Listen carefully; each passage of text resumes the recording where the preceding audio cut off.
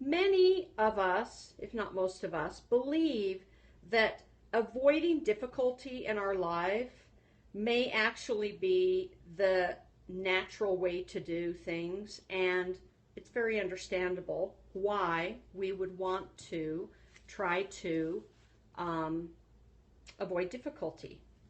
But as we all know, it doesn't really work to avoid difficulty. We think it makes sense to protect ourselves from pain, and actually, by trying to protect ourselves, sometimes we actually cause ourselves more pain.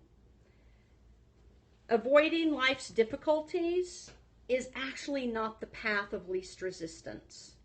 It's actually a little bit like trying to swim up river instead of going with the river.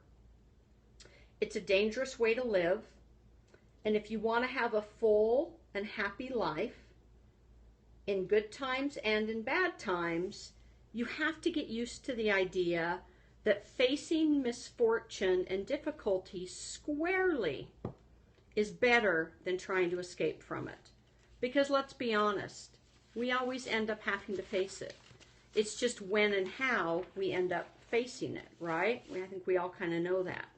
So let's start out tonight by talking about this idea of turning towards difficulty.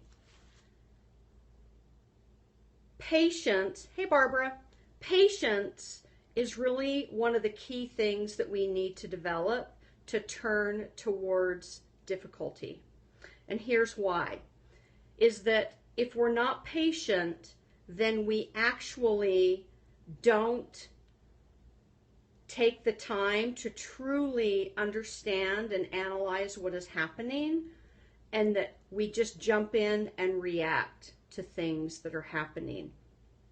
So by practicing patience and not reacting immediately, we learn to notice things and be really present with them before we take a step to react to them or to respond to them, okay?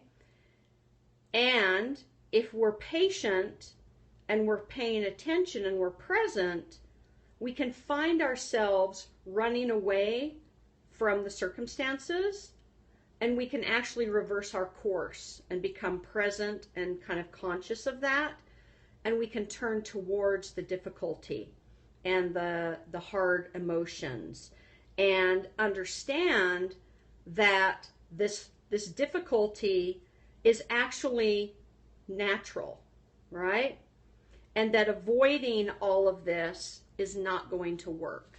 And that's a really hard thing to learn and to trust, that by turning towards it, you'll actually get through it easier and more quickly than if you try to fight it and not face it head on. And, you know, I've been an expert at this in my life, and probably many of you have tried it as well.